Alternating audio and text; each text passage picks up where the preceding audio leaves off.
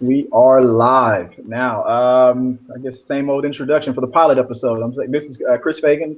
I'm the editor in chief of Talking Through the Movies.blogspot.com, and I am here with the one and only Sean, Mister. I can shoot Han Solo before he can shoot me, Malloy.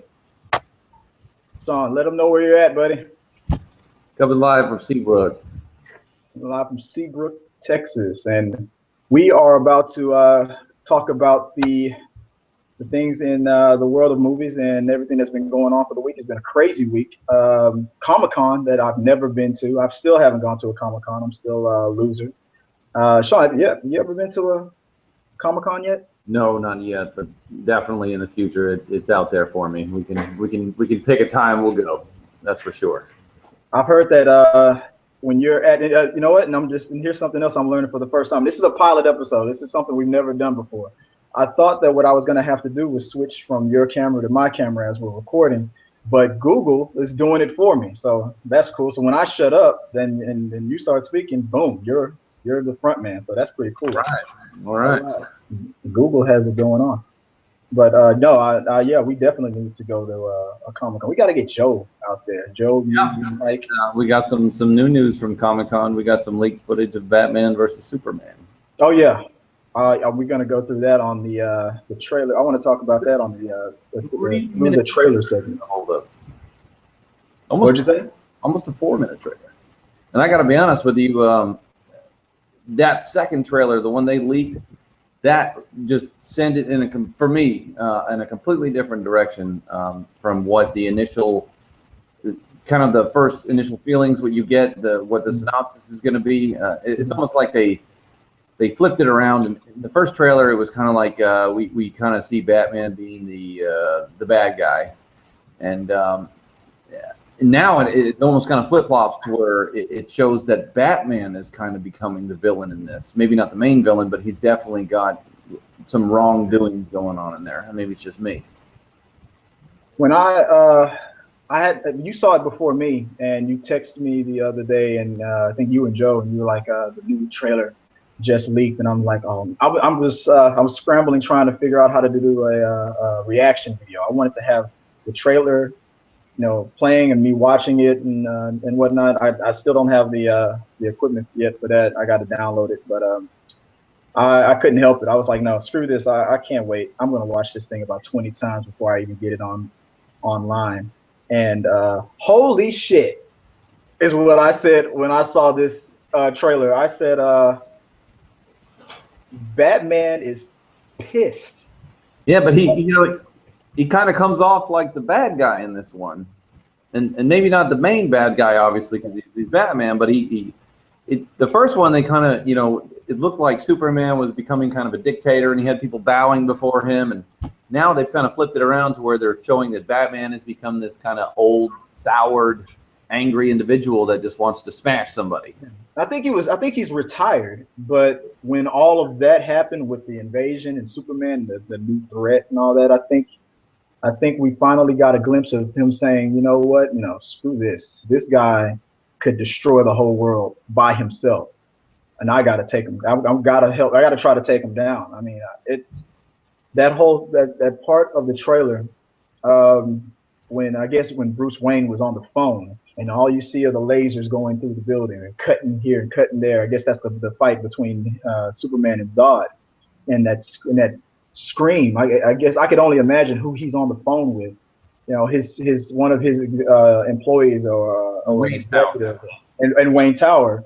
And as the building comes crashing down, and so everybody's running out. He's running in, and I'm watching the whole time, like freaking out, like that look on his face said it all. Like he's pissed.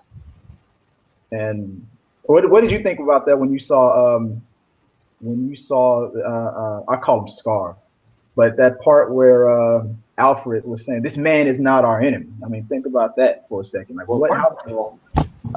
before I even began to think about Jeremy Irons, his character, I was just really pleased that they brought Jeremy into this movie because I've been watching his movie since I was a kid. The guy's stand-up phenomenal. everything he does is good. I mean, I can't honestly think of a single role that I was just like. I mean, even as like you said, as Scar and the Lion King. I mean, he owns it every time. So I think if he's Alfred in this, I guess he is Alfred. Yeah. I think he's gonna bring this thing into a slam dunk home run. Absolutely. Not to take anything from the other guys, but I think this guy's going to bring a different kind of opinion about it. So we'll see. But I agree. I agree. He was kind of like mitigating, like he's, I don't know how to describe it, but it's like trying to keep Bruce Wayne from like going too far over the edge, because I'm thinking maybe because look, you've done it all. You've had your ups and downs, and you fought all these villains. One, from the trailer alone, this is just my speculation. One, I'm thinking Alfred is like, I don't agree 100% that he's the bad guy. I mean, he seems to genuinely want to do good. He just, effed it up when that fight, with Zod. And two, that you've survived the Joker, you've survived all these things, you're battle tested, but you probably won't be able to take this guy. I'm thinking that's what Alfred's thinking. Like, this guy can kill you. You got skill, but he's like a god in a way. Yeah. Well, they said we may even get a glimpse of the Joker in this. Did you see that little Easter egg? I saw the footage of the Suicide Squad trailer.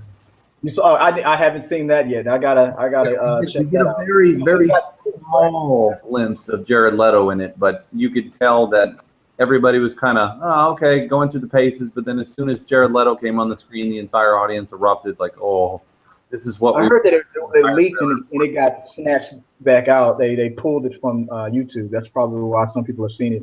I haven't. For those of you who unfortunately did not get to see it, I feel bad for you, but unfortunately I did get to see it, and I kind of had the same feeling that the audience did. I was just kind of like, okay, and then we get a look at Jared Leto, and that's when everybody's kind of like, oh, this is the whole point of watching this trailer, is to finally get a look at the new Joker. And he doesn't have much screen time in the trailer. It's probably less than 5-6 seconds total, but we get to hear a little bit of dialogue. It doesn't sound like he's done a lot with his voice. And now there was a scene where you could hear laughing in the background that it kind of sounded like the classic Joker laugh, but they didn't confirm it by showing his face. So we'll see. I have high hopes for Jared Leto. I think he's a phenomenal actor as well. So I've only heard, because I don't want to read too much of it until I see it myself. I don't want to go in thinking, it's gonna suck because this guy said it's gonna suck, or it's gonna be cool only because that guy, whose opinion I respect. I want to go in and see it for myself. But I have read or seen two different opinions. I have one person that said, "Oh, this is his performance, or that little bit that I saw of Jared Leto was awesome. It was original. It's a whole new direction." Another person said he's doing the Heath Ledger thing, and I'm like, no. Well, everybody's opinion, but I can honestly say I didn't see any of Heath Ledger and what I saw for him. It's totally different. It's not like anything I've seen from the material of any of the versions of the Joker. I think it's very different. Right. It seems much less comical and just more straightforward. He's a bad individual that likes, because I think the one line he has in the trailer is something to the effect of, I'm not going to kill you, but I'm going to hurt you very badly. Yeah, I heard that one. That cracked me up, but I can only imagine. But I'm one of the unfortunate souls who didn't get to see it. So not only am I a loser, I'm also, in standard definition. I'm kind of jealous because every time we switch to you, I see high definition on your screen, and I'm still like wah wah on my side. So I got to step my game up and get on the internet a little faster and get a better computer. But Suicide Squad. Here's something funny. I don't know if you've seen it. There was a meme going around because you've seen how Will Smith is how he looks without his mask on, right? You got the shaved head like me. Yeah. And, the big goatee. So somebody put a meme up that showed Will Smith, and he said it took a little line from The Dark Knight. The Dark Knight with Heath Ledger, and it said something to the effects of, "You either die the prince or you live long enough to become Uncle Phil." That cracked me up. Yeah. I was like, damn, he fucking does look like Uncle Phil. It just, I'm like, well, that's we did the all right. So we ran through the trailers. I love the trailer, but of Superman v Batman. I can't wait to see it. I'm psyched now. One last thing before we move on to the next segment. I am now going to say that I'm confident in what I saw, and forgot the actor's name, the Lex Luthor. Oh, Jesse Eisenberg. Thank you. Yeah, be very different. I didn't. I wasn't surprised that he had hair. I'm pretty sure that because there's been so many stories. Was that? Say that again. It did surprise me. I mean, not in a bad way. I just was not. You know, you think of Lex Luthor and you think of Gene Hackman. Everybody thinks of Gene Hackman. But honestly, I've watched some people's opinion on this, and I kind of tend to agree. The character of Gene Hackman is not applicable in the tone of movies nowadays. He's too goofy. Yeah, it wouldn't fit. It wouldn't fit in the tone and the atmosphere of this movie. But the reason why I said that I wasn't surprised about the hair is because of the many different, stories of Lex Luthor, and when he becomes full-on villain. A lot of those stories he had there was one story like back in the old Super Friends era, where Superman and Lex were friends, and then he got into some kind of a chemical accident that made him lose his hair, and he blamed Superman for it and became the villain. But so I wasn't surprised that they were going to give him, hair. So I'm curious to see if by the end of the movie will the hair start falling out, or will it happen in the Man of Steel sequel and whatnot? But I wasn't surprised. We might see the physical and mental transformation of Lex. And well, I think it's a wig because I've seen him. He was shaving his head. Yeah, it's definitely not really his hair, in my opinion. Yeah, exactly. But that whole, to me, from what I saw from the trailer, I'm wondering who he killed and what he did. That scene where Superman was on his knees looking down and Lex he had his hand like over his head but not touching him. Kind of bowing there, not really bowing, but kind exactly like that whole superior thing. Yeah. And it freaked me out because because that look on his face was like, I just did this to you and you can't do nothing to me. And I was like, what the hell did he just do? The Superman he was like holding himself back. I was like, that whole power trip, it freaked me out. And I was like, wow, I think we're gonna get a good Lex. I'm no longer worried about it now. He said that he was not, because I watched a little interview with him, and Jesse was saying that the interviewer asked him, because of the legacy of Gene Hackman, everybody thinks of Gene Hackman. Did you take that into account as a part of your character? And he said, kind of from what I understand, that no, because like I said, the tone is just not right. But when you listen to him make that comment, the red capes are coming. Oh, red capes are coming. That's something that you can just, in my opinion, definitely hear Gene Hackman saying, the red capes are coming. I could see that whole thing freaked me out. The way Lex was.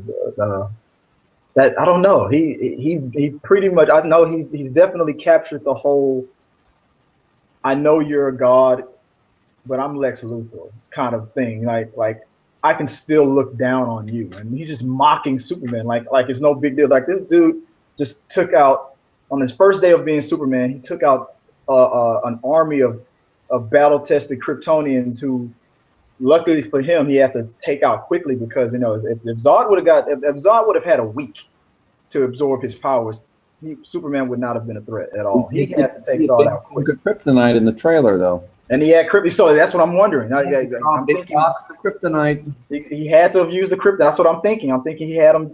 He might have him beat or have him at his mercy, and that whole mocking him thing. The redcoats are coming. I mean, it was funny, and it scared me at the same time. I'm like, what the hell happened? I can't wait to see this movie. It's going to be awesome. Physically, he can't compete with either of those guys. So, that's what Lex is. He's not physical. He's all mental. Yeah, so he's something horribly devious. Awesome. Yeah.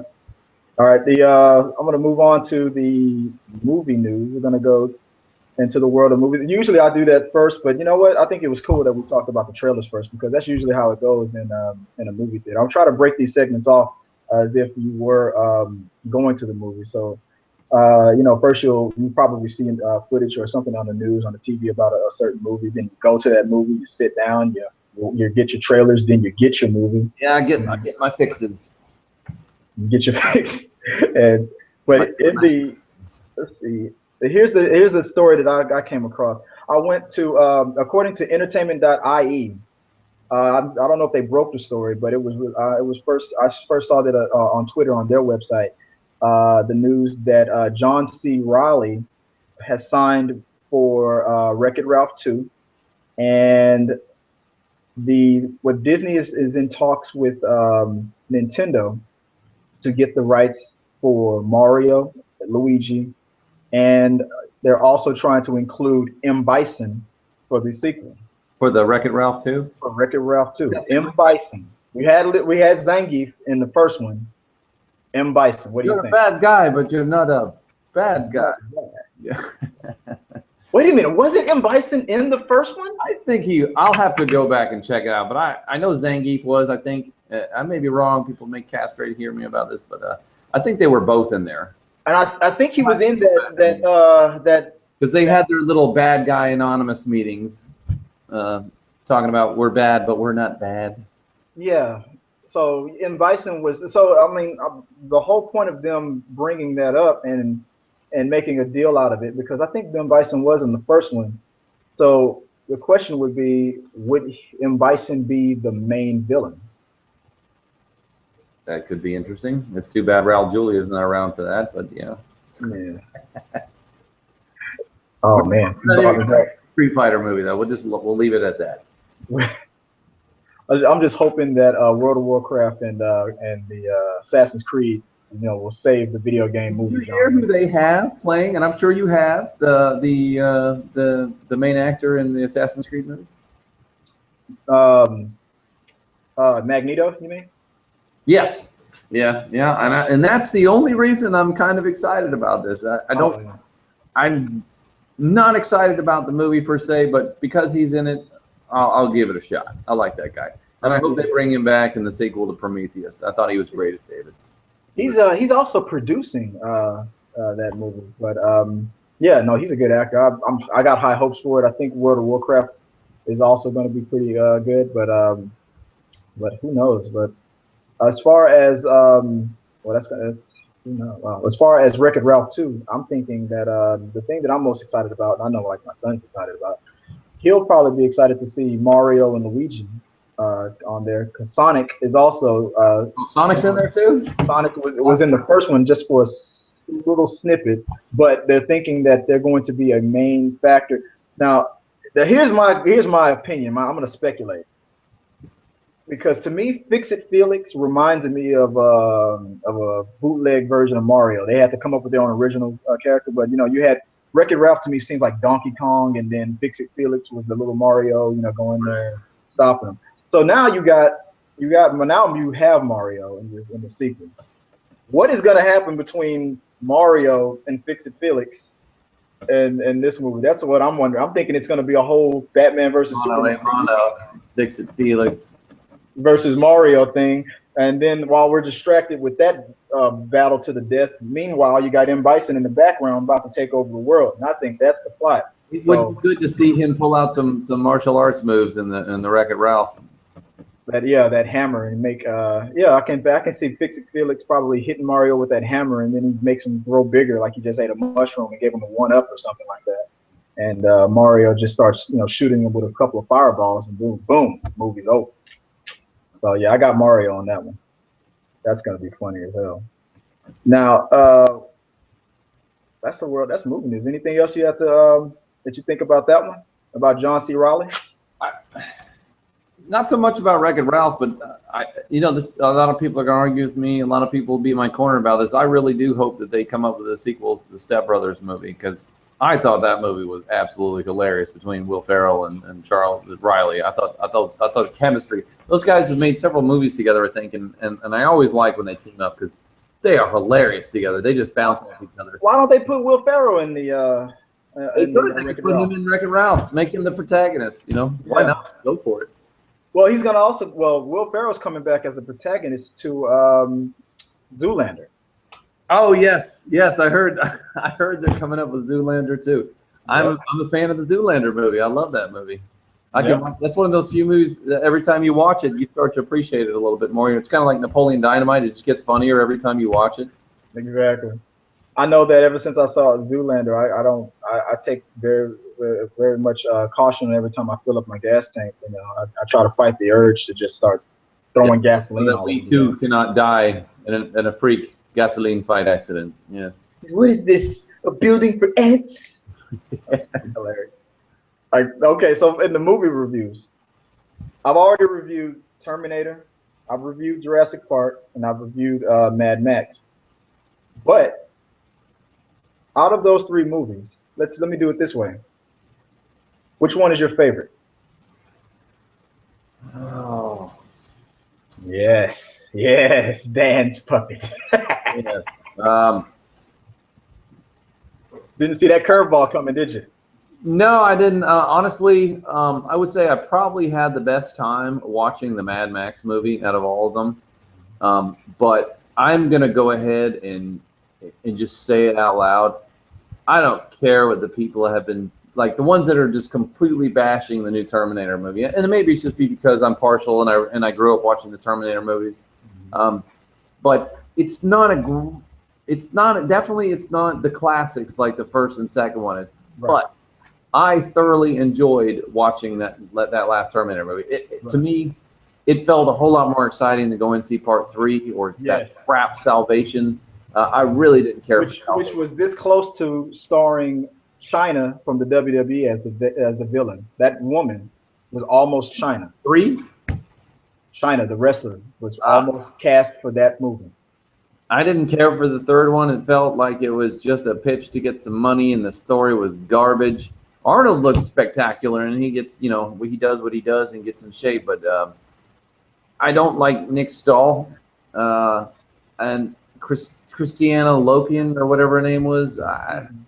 It was just a. Wait, are you still talking about 3? Or are you talking about 3? I thought it was kind of garbage. But in Salvation, you give, you have to give the guy a certain kind of role. Christian Bale. And again, this is somebody who I've watched their movies since as far back as I can remember. I probably have to say one of my favorite movies that he ever did was Empire of the Sun. Spielberg I think he kind of discovered him. He was like 6 or 7 years old. But you put him in the Newsies. I think Christian Bale was in that old musical Newsies. I don't know if that came before Empire of the Sun, but I heard that was Christian. I think Empire of the Sun was his first major movie. You said he was 6 years old? 6 or 7 years old. Now, maybe in that case, he was a very small child. Yeah. And so later on in life, I saw him in these other movies, and I didn't really follow him when I was a kid, but I thought he did a great job in that movie. But now there's just so much negativity surrounding this guy and his temper tantrums on set. And I've heard some of the footage, and I'm sure you've heard some of this audio footage. And kind of he comes across as a diva now.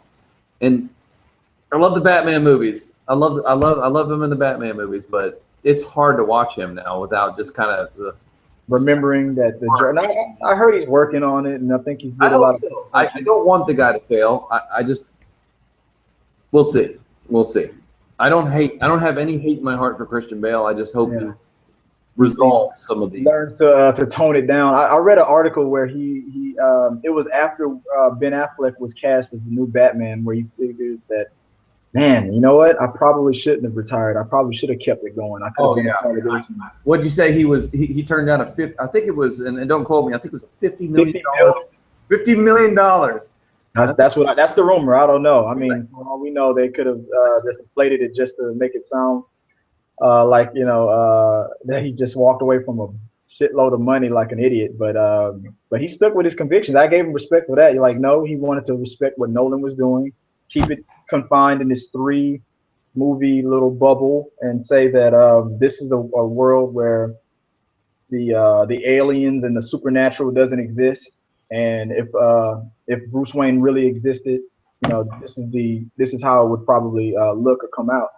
And I have to respect him for that. And I don't, and I was like, you know what, Chris Nolan's version, it wouldn't fit in this. So now, after seeing what I've seen, I'm happy that they recast. I was actually okay with Ben Affleck being picked from day one, but A lot of people got hate for this guy on a personal level, and I've seen plenty of movies that he did a great job in. I mean, he's one of those guys that he will make or break the role. Like, if you give him the wrong one, it's horrible. I mean, absolutely terrible. But then if you let him give him the right one, he just runs and knocks it out of the park. So I hope he does well. I think he will. He's not a bad actor. He's a phenomenal actor, and some people argue with me about that, but. This just goes to show how much we really like that damn trailer. I mean, we were talking about Terminator, and we got back to Ben Affleck.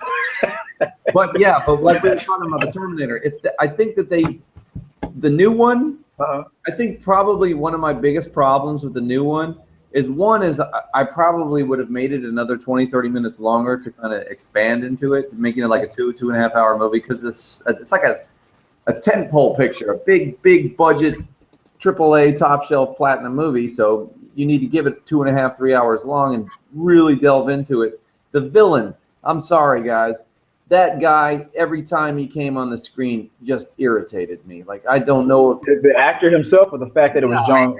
Oh, and spoilers, by the way. We're gonna get. If you haven't seen the movie by now, I mean, you're probably not. You're probably gonna wait till it comes on Netflix. So, spoiler alert. So you've been warned about this next part of the video. But do you mean John Connor? John Connor comes off completely irritating in this movie. He's just like even when he makes the transition, he just basically becomes this big whiner, and he like a big robot with mommy issues, if you will. Like, I don't know. I just couldn't stand to look at him on the screen, and I was really. And another thing, even after they fixed his face.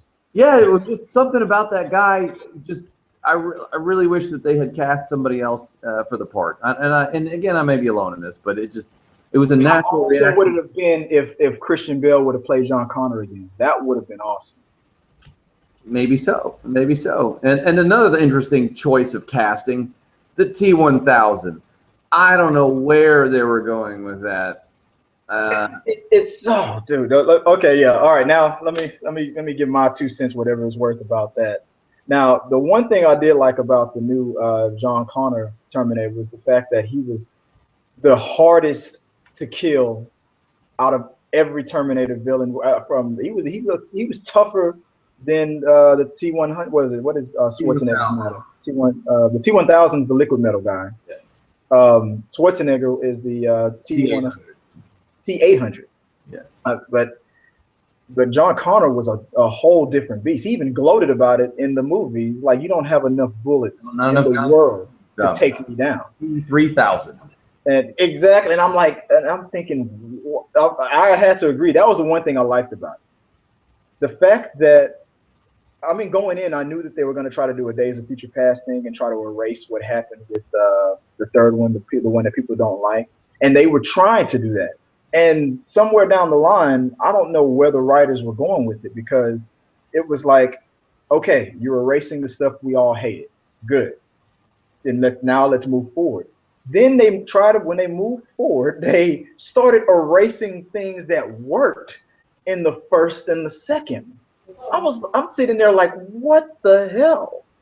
And so that was the thing that I really didn't like. The T-1000 now coming, now being in the 80s to also try to kill Sarah Connor I guess was okay, but then it was like, I don't know. I expected it to last a little longer or be a little bit more deeper than that, because I mean, look how hard it was to kill on Terminator Judgment Day, and how hard Schwarzenegger was to take down on the original Terminator.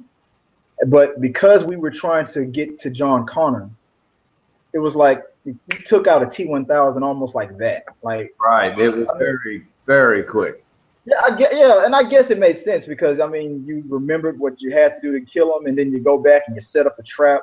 But still, I mean, they have a great character, and they really gave him no online dialogue. And one could argue he doesn't need to have dialogue, but to me, they should have given him a little bit more screen time. And honestly, I probably would have picked somebody else, just because for nostalgia. He doesn't even resemble Ray Liotta. No, the Robert Patrick from the original T2. He was kind of like a very southern white guy with a crew cut, and then they changed him to be an Asian for some reason. And I mean, you know, it's just a very interesting change. And, you know, he basically didn't physically or anything really remotely. You're talking about the T1000, right? The liquid metal guy. Yeah, the new version of the T1000 is nothing. Who played him in the original Terminator 2? Robert Patrick. He did. Yeah, who's Ray Liotta? Why am I thinking of Ray Liotta? And Robert Patrick did a lot of guest work on X-Files. He kind of replaced David Duchovny's character a little bit later in the show. And he also did, for those of you who really watch movies, he also, one of my favorite, he played in the movie A Fire in the Sky. And that was probably one of the best extraterrestrial type movies. I mean, people say Close Encounters of the Third Kind, all that, but to me, Close Encounters of the Third Kind, we're kind of branching off here, but if you get a chance, watch A Fire in the Sky. That was probably, if not the scariest abduction type extraterrestrial movie. Check it out. I don't know what, am I wrong about that? So it wasn't Ray Liotta who played? No, Ray Liotta, Goodfellas. Robert Patrick, T1000. Robert Patrick did not have a whole lot of big screen on time. I mean, kind of James Cameron. I think before he did the T1000, he had a cameo and the sequel to Die Hard as just a random villain that gets shot. He really didn't have a lot of screen time. Yeah. Nobody. Wow. Hold on just a second, Chris. You got it. While Sean goes and takes a pee-pee break, I'm going to go on ahead and just give my 2 cents about the 3 movies. Out of all 3, I think what I liked the most about Terminator was that the whole situation about Arnold going back into to help Sarah Connor as a child. I thought that was interesting.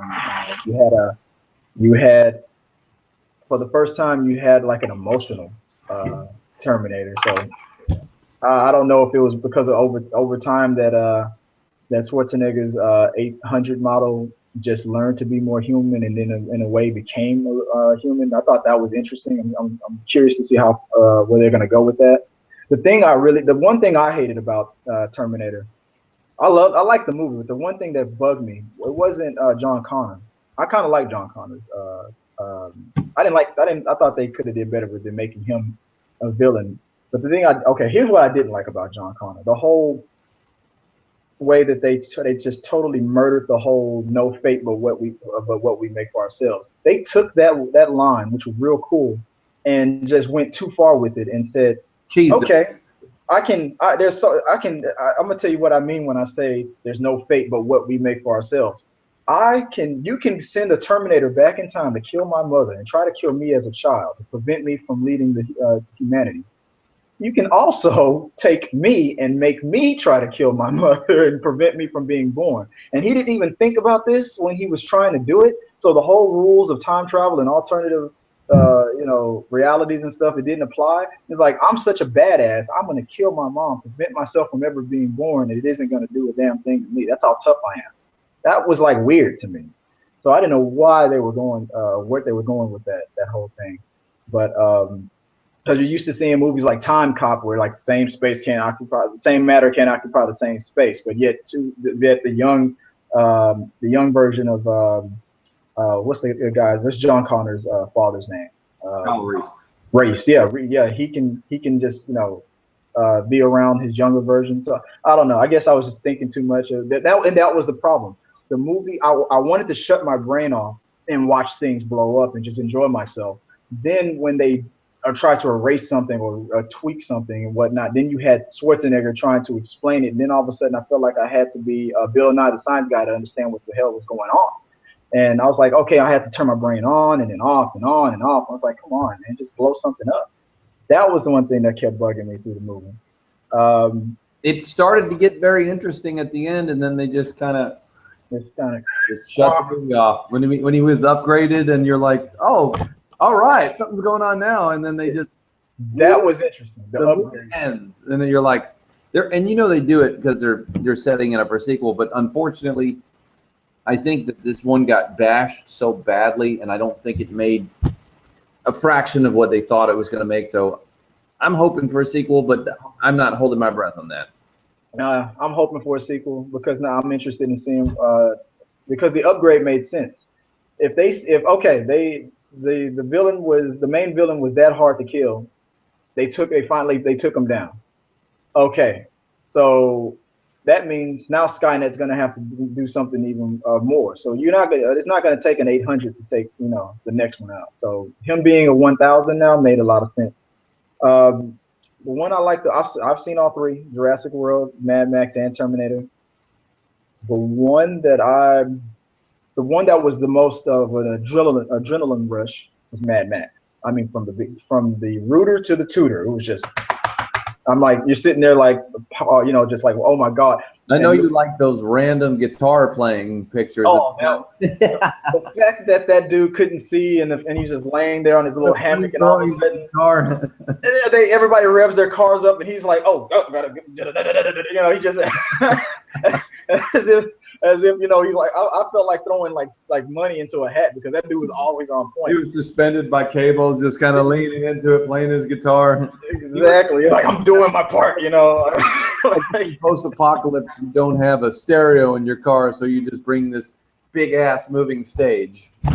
All of that, none of that was like CG and whatnot. Those were like real practical effects. That's the thing I liked about it. And then on the other side of the mirror was Jurassic World, where it's pretty much 99%, CG. Yeah. Out of all three, I'm gonna have to lean with the Jurassic World.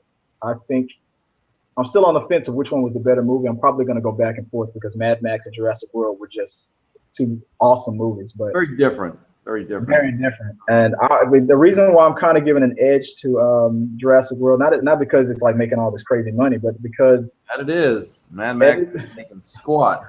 Everybody, and that's unfortunate. I think I think that Mad Max would have been. I think the time will tell. I think it'll be another cult classic. Back and then some, but nowadays you got to clear the $500, $600, $700 million to in China. So you gotta have a big giant monster nowadays, man. But I think that everybody was expecting to compare Jurassic World to Jurassic Park and be like, that wasn't. But when it came out, it was like, I think the movie knew that while they were making it, they were like, okay, this is going to be compared so much to Jurassic Park. Let's joke about that in this movie. Like, why are you wearing that Jurassic Park T-shirt? Hey, this is vintage. It's throwback. Stuff like that was hilarious. I like the fact that the original T-Rex is still in the park. That she was there, man. That I called it. I forgot who I told. I said when the director made it a point to tell us that she's alive and she's still out there, I'm thinking, okay, she's probably gonna save. Another spoiler. Coming. The kid's like, we need more teeth. We need more teeth. I'm like, oh, they're gonna let her out. They're gonna let her out. Exactly. And I was thinking to myself, like, okay, are you gonna do it exactly like Jurassic Park did, and then out of nowhere the raptor's about to come attack everybody? We don't know what we're gonna do. We're about to die, and then boom, the T-Rex comes in and saves the day. My boy Blue saved the day. Yeah, but on this one, what was it that on this one the T-Rex had a little bit of trouble, and just like you said, he needed some help. Like dinosaur killing the grandpa dinosaur, but let alone old boy Blue comes running out of the corner. Yeah, and they kind of give each other a little like, thanks, appreciate that, And the monster from the water just, you could see that coming as soon as he went and shoulder butted that guy. I saw that. I didn't see it coming. I said the megalodon or whatever that thing is for sure is that the tank monster is coming to get him. The kills on Jurassic World were really intense. That scene where you saw the water dinosaur come up and take the pterodactyl. Mosasaurus. That's what it is. The Mosasaurus. When the pterodactyl got chomped and dragged into the water, you saw that in the trailer. What you didn't see in the trailer was the fact that the pterodactyl was holding the babysitter. And I'm sitting there thinking, is she gonna make it? Is he gonna let her go? She's dead. I may be wrong, but I think that they said that there's more kills in this one than the other ones combined. Oh yeah. But that was the beautiful thing about it, because for the first time, that park was open.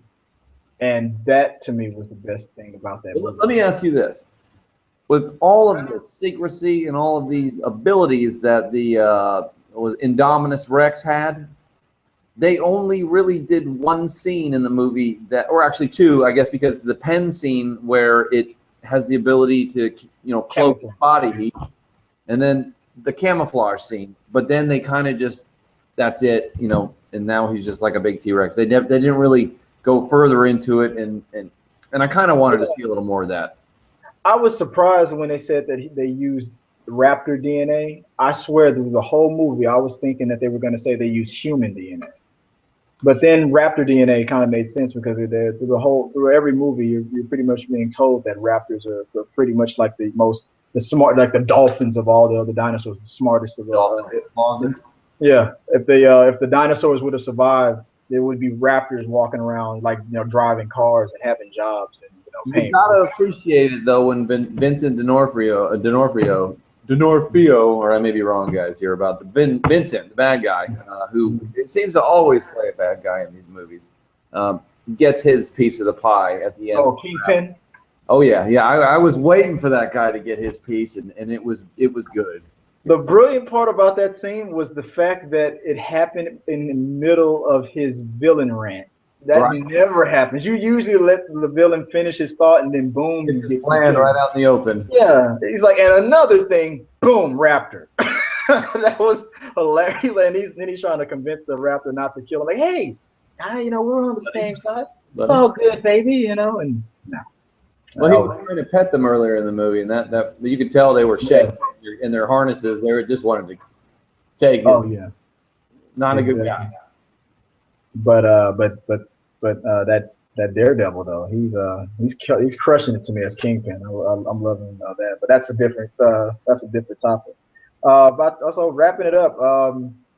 Last part of this little show, and we ran long, but it's all good because I'm all good about talking about any of this stuff all the time. The last part of it, I like to have a segment I call Talk Me Into It.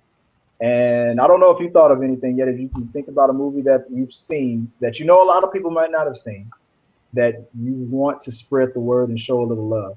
Earlier this month, I did one on a movie called Love Stinks, starring French Stewart, and I'm still waiting for him to thank me, but I haven't gotten that message yet. So what's the movie that you want people to know about that you can think of that a lot of people haven't seen, that you want to just say you're an asshole if you don't see this movie or something?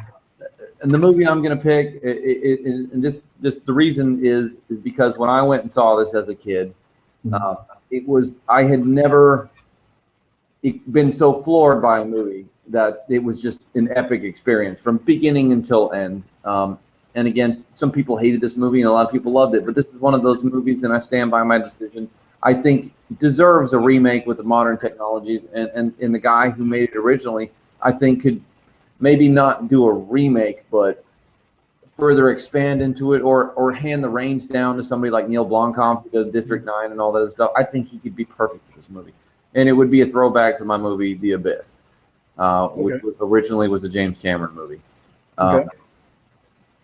Wait a second, are they not doing a remake to Abyss, or was that just talk? I'll have to look it up. I haven't heard anything, but that movie was, a lot of people will say Terminator 2 pioneered the special effects in Jurassic Park, but if you go back and watch The Abyss, that was the first movie where they had a significant amount of CGI work, where they had the water tentacles and stuff, and the story in that is just absolutely phenomenal.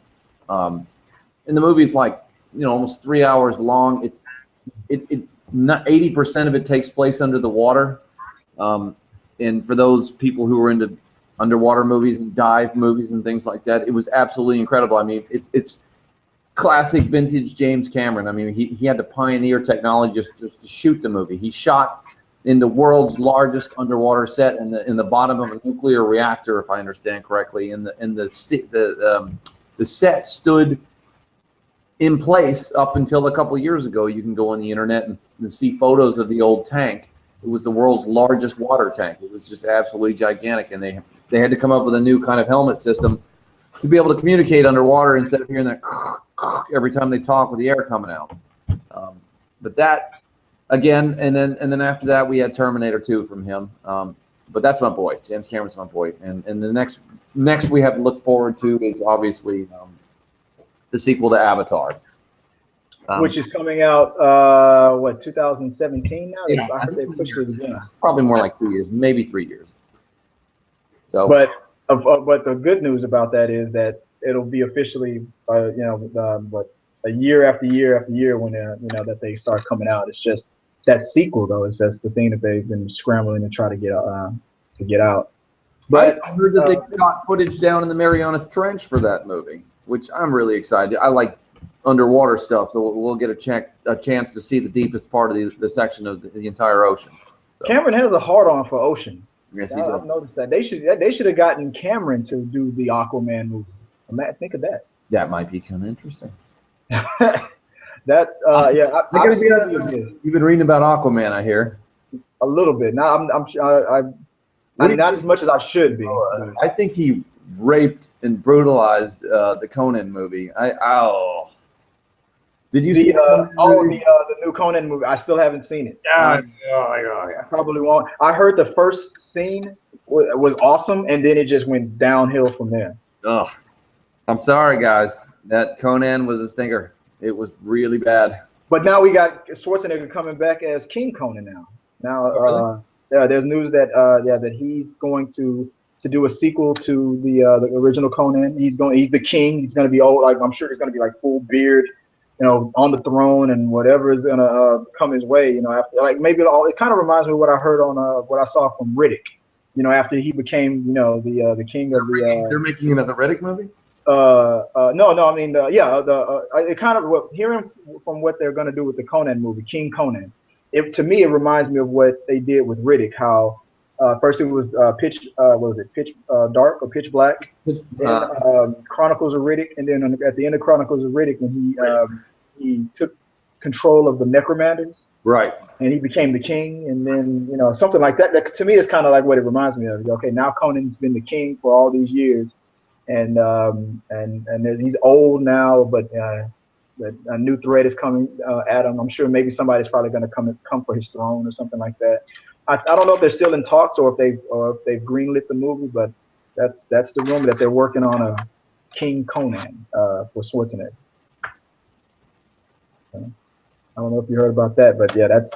No, I'm going to have to check that out. I hadn't heard about that. I mean, it kind of excites me about that though, because Schwarzenegger is one of those few guys that even at his age now, he still does. I enjoy his movies. So I got to grow up watching all in his prime. So, and I got to be honest with you, what they did with that CGI work in the new Terminator, where we got to see the 1984 version of himself reenact some of the scenes from the original Terminator. I've been waiting for you. Yeah, but I really was when I saw that when they had those three punks and they're like, check out this guy.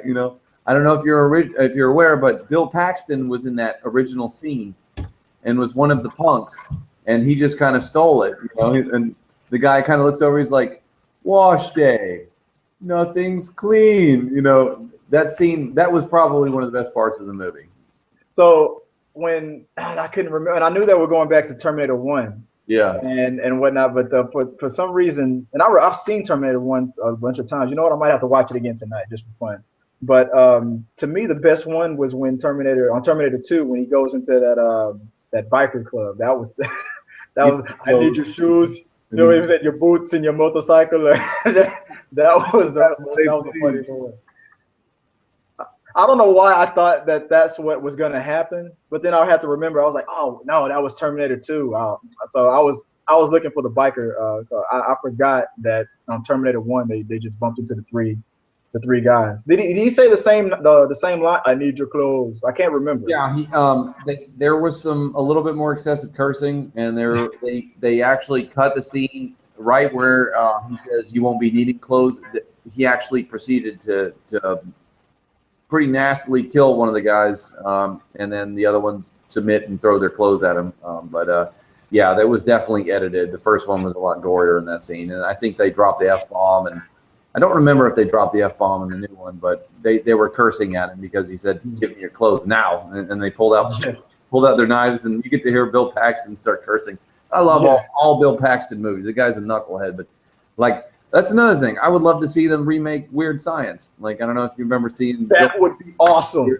That's exactly what exactly what we're up. Screw the. I'm gonna tear up my notes for next week or next time we do the next episode. We're gonna talk about that. We got to remake Weird Science. Did you remember Bill Paxton? He played Chet, the older brother, who was a jerk, and Kelly Brock turned him into a talking turd. Yeah, a frog or something like that. Frog poopers. And he had to apologize to his brother before he got his form back. I remember when he was turning back into human, he was all like, yeah, and he's like checking himself out. Damn, right, now I got to watch that tonight too. Now he's all like, like lifting up his eyebrows. I mean, that to me, I think if that movie were to come out today, it would have to be rated R, because there's no way in the world you're going to convince anybody today that two guys who create a woman out of thin air are going to follow the rules of the PG-13 and not try something with that movie. Oh no, they never get with the girl because it's rated PG-13. Screw that. If that movie was going to be written today, that would have been they would have knocked that out day one. I'm just because we're all perverted. That's what would have happened nowadays. They got to give oh God, and I forget his name. That kid from I think he was in the original National Lampoon Vacation movie. Yeah, I know who you're talking about. He was also in The Dark Knight. He was that reporter. Oh yeah, he was. You're right. Yeah, he was. Yeah, he's a cameo in the Weird Science. I forgot his name. A cameo. We could put the bra on his head just like in the original. Remember they were wearing the bras on their heads when they made her. Oh yeah. And a lot of people don't realize that. Oh, and we're going way back now. Okay, we're going to talk you into. I guess that'll be my pick. I'm going to make that semi my pick. I had another movie, but I'm going to make Weird Science. A lot of people have seen Weird Science, but a lot of you young kids who probably haven't. Go back to 1997 and find your local Blockbuster and go rent Weird Science. Kids. Go back to 97, huh? And go to a Blockbuster. I want you to get that old Blockbuster card out and blow it off and find a Blockbuster out there. And I want you to go rent. Oh, and by the way, this pilot episode is unofficially being brought to you by Blockbuster. Blockbuster. We don't exist, but we try. Okay, so when I watch Weird Science, the one thing that stands out to me the most is Robert Downey Jr. People forget Robert Downey Jr. was in that movie. He was one of the two that I think he was the guy who took the soda and dumped it over the rail and the slushies and poured it on the guys. Robert Downey Jr. in the 80s was always either a bully or just a weird guy, like in Back to School with was it Rodney Dangerfield? What was that movie? Yeah, that was where Rodney Dangerfield did the triple gainer. Exactly. Doable dive. And you're sitting there, you're watching this guy. He's like an Oscar caliber actor, Robert Downey Jr. when he played Charlie Chaplin and whatnot. But you're looking at a young Robert Downey Jr. and you're like, dude, that's freaking Iron Man. Imagine if they would have had the technology back then to make these Iron Man movies, and Robert Downey Jr. would have been Iron Man back then. His career dropped in the toilet. I mean, he had a good start, and then he got involved in drugs and got arrested. His career went into the toilet. He's like probably one of the biggest comeback kids. I'd say he is the kid in Hollywood. Yeah, absolutely, hands down. So go back and watch some of Robert Downey Jr.'s old movies, especially watch Weird Science. That's going to be my pick. If you want to see one of the funniest 80s movies ever made, that'll be my pick. I'm gonna talk about Michael Anthony. Weird Science. Michael Anthony, little white kid. Michael Anthony. Weird Science also spawned a TV show that, in a lot of ways, was just as good as the movie. And there was a debate for a while. Which one was better, the TV series or the? Had a TV show. Yeah, and I remember it was on the USA Network back in the day, and that was when they had Weird Science, that old cartoon Duckman. Yeah. And I remember that the Weird Science, those actors from the TV show, they were on an episode of that cartoon Duckman, and they called Duckman out, and it was like, well, I forgot what the argument was, but their answer was, well, because our show gets higher ratings, so what? But anyway, that's TV. So, but Weird Science the movie, go and definitely watch that, because that is a super classic. Out of all those movies, what was it, 16 Candles, what was that? The Breakfast Club, all those classic. Yeah. Weird Science is the one to me that stands out the most. It was, they have a term now for that. That universe. Those collective group of actors, Emilio Estevez, Robert Downey Jr., and all those other guys, the Brat Pack. The Brat Pack. Yeah. I've heard. Yeah, you're right. I've heard that. Yeah. The Brat Pack. Go out there and watch every movie ever made in the '80s that was made by, was it Langdon Hughes? Was that his name? John Hughes. John Hughes. Well, who was I thinking about? I don't think he did. Terrible at this. I don't remember him doing Weird Science, but I'll have to check. I don't remember the director of that, but I know that he made a lot of those movies. 16 Candles he did. Yeah, I'm like 99% sure, 95% sure that Weird Science was one of them. But yeah, that's everything. That'll conclude it. I mean, we ran through all the panels. We ran a little long, but it was a good pilot, a good learning experience. I got to get a better camera. I'm going to be heading to another unofficial sponsor of this episode, Best Buy. Go to Best Buy. When your camera sucks and everybody else on the panel is proving it because they have high definition. Oh, it looks good, doesn't it? But I'm gonna go and I'm gonna get better lighting. Are you gonna chop and slice and exactly and try to do make my camera quality a little bit better. Are you going to edit this or this is a little bit more? Yeah, well, I don't know. Maybe I might lose the whole footage. This is the first episode. I'm hoping that I don't push a button and accidentally erase everything. That's all right. I mean, it's a good starter, and it makes it get the camera shy out of the box and just chunk it. Exactly. But yeah, that's it. That's talking through the movie. So I guess now I don't know if you're gonna ever come out with your own YouTube channel or blog, but I'd like to contribute to yours. I'm not a good manager, but I can contribute. I'm not a great manager. But I'll do my best. I'm more of I'm like a wife. I'll nag you to the point where we'll just get it done. I'm like, come on, Sean. I like this. This was cool. I could do this every night of the week. Honestly, we can do this. And my ADD kicks in sometimes while we're doing these, and I run off in this random tangent of this movie. I'm the same way. I wouldn't have it any other way. But that's how we talk. So that's the cool thing about it. So that's how we talk. And when we're talking through the movie, I want us to be like Wikipedia and just click on another subject line and just keep going and going and going and going. That's what's cool about all this. Yeah, we can do it. No, it can make us run long, but I know we have to stay on point sometimes. Sometimes I do have to stay on point, but I do like to just go on rant. I'll try not to interrupt you too. I've started going where I started to say I finish, and then I can hear you saying like, I just want to like, you bring something up I didn't think about. I'm just like, oh, I want to, I gotta. Oh yeah, I know, right? Well, I'm gonna be like one of John Schnepp's. I'm gonna do a little shameless plug. One of John Schnepp's, what he calls sweaty nerds. And I'm trying to get my point in. But Sean, but the Terminator. I'll tell you later. But no, it's all good. It's safe. Like you said, I have fun with this kind of stuff, and hopefully we can get the rest of the panel on here. But yeah, just like Sean was saying, that you can find. If you want to look him up, hopefully will be contributing to the blog, talking through the movies.blogspot.com. Sean has agreed to be one of the authors there, so you'll be able to follow him there. And I'm gonna be pressing him to try to work on his own. Me and Sean have had a bunch of ideas for like YouTube channels and funny skits. So we're going to be talking about that and trying to see if we can work that out one of these days. But this was a good. I have a dream that one day, 25 followers on YouTube. Yeah, I'm at 11, so I'm kind of a big deal. So, yeah. How many do we have? I'm at. It's been a day or two. I'm at 11 subscribers. So yeah, that's. But I mean, 11 million. Yeah, 11 million.